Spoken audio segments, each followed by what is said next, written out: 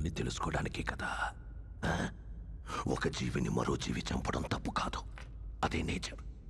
అందుకే దేవుడు ఒక జీవికి ఆహారంగా ఇంకో జీవిని సృష్టించాడు.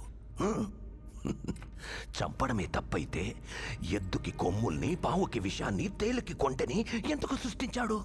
కానీ ఆ కొమ్ముల్ని, విషాన్ని మనుషులకి ఇవ్వలేదుగా. మెదడు, మనిషికి మెదడుంది కదా. బలవంతుడే బతకగలడు.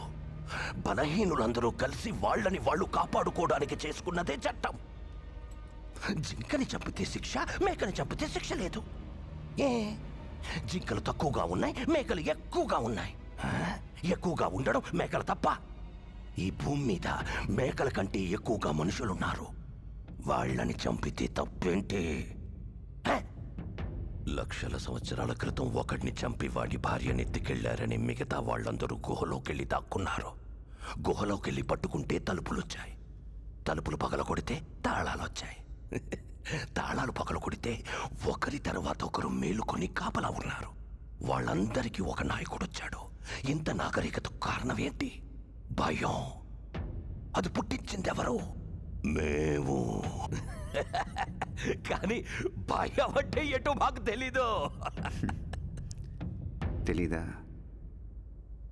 ఆ రోజు నీ